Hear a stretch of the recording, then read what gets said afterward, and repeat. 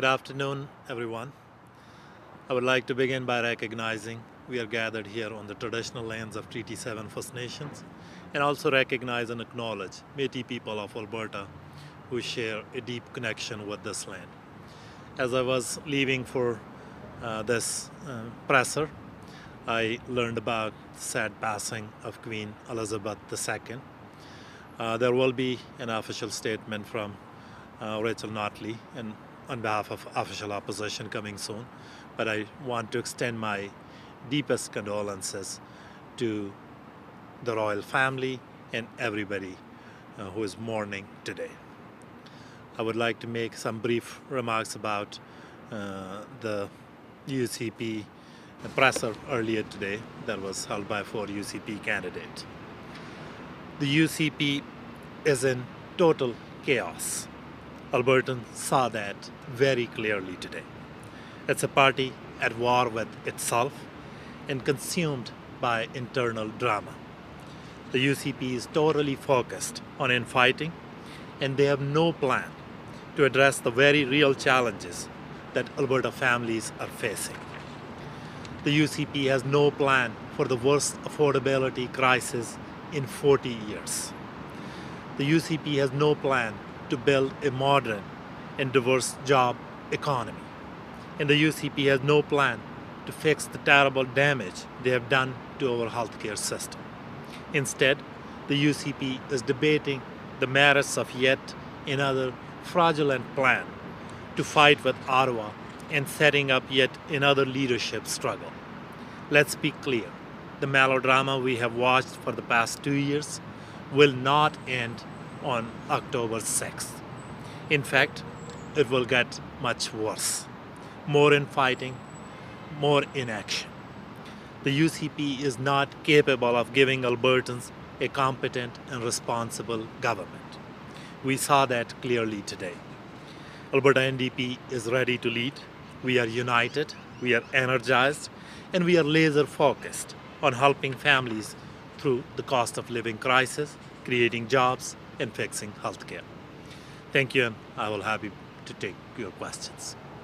Okay, good questions in person. Okay. What do you make of this whole UCP infighting that's going on? What do you think will happen? Albertans right now are facing cost of living crisis, worst cost of living crisis in 40 years. Our hospital system is in chaos. We are seeing more and more red alerts where ambulances are not available when Albertans need them. And there are so many issues facing our communities. And what we saw from this UCP, that they are divided, they are busy infighting, and they are yet debating another fraudulent plan to stand up to Ottawa instead of focusing on issues that matter to Albertans, instead of focusing on providing relief to Albertans who are struggling to make ends meet because of the affordability crisis, instead of fixing our healthcare, instead of providing for education, instead of reindexing AISH and income support programs that Albertans rely on. So I think that we will see more of this melodrama going forward as well, because they are so divided and because they are so busy with infighting that we won't see a responsible and competent government from them. Alberta NDP is ready to lead and ready to deliver on issues that matter to Albertans. Do you have a follow-up? Okay, we'll go to questions on the line. First question goes to Catherine Gurkowski.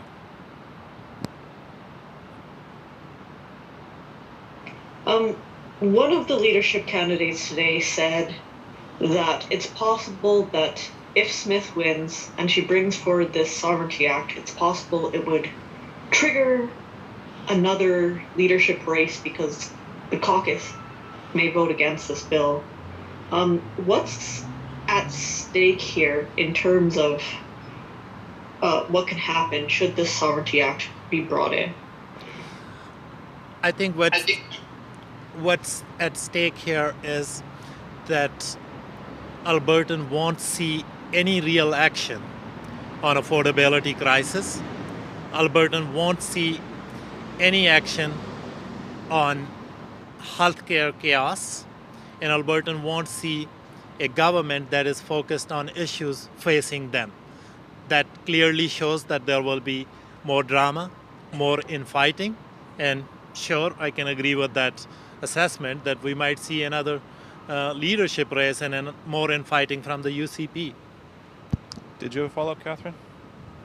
I guess you've mentioned multiple times in your answer that NDP government is ready to lead. The UCP leadership candidate said, hey, if the Sovereignty Act comes in, you will lead again. I'm wondering, do you think that this would in some way trigger an early election? Would you be ready for that? Like, what's going to happen in your mind if we're continuing down this path? I think let me be crystal clear that we are ready to lead, we are united, and we are ready to go into election whenever it comes, and we are focused on issues facing Albertans. That's affordability crisis, that's chaos in our healthcare system, and that's a modern and diversified economy that Albertans are looking for. So we are ready. Any other questions, Catherine? Yeah, actually, there was another news conference today, and that was with the Justice Minister and the Premier on, well, two issues, the joining of a legal challenge against the new federal plastics ban, as well as some changes to the increased funding to the chief firearms officer. And I was wondering if you had any opinion on either of those announcements today. I think this Premier has taken federal government to courts many times before, but the problem is that he has nothing to show for it. And instead of, I guess, creating these political dramas, Premier should be focused on what matters to Albertans. As I said before, that Albertans are facing cost of living crisis, the worst cost of living crisis in 40 years. Alberta hospitals are in chaos. Alberta's EMS system is in chaos. There are many things facing our communities. For instance, in Calgary, we have seen more than 100 shootings involving guns. So government need to be focused on issues that matter to Albertans instead of just pretending to fight Ottawa, which will not solve any of the problems that I mentioned for Albertans. Any other questions, Catherine? Well, that's it. Thank you very much. Okay, Thank you. and with no other questions, that's all for today. Thank you. Much for watching, and to learn more, check out albertasfuture.ca.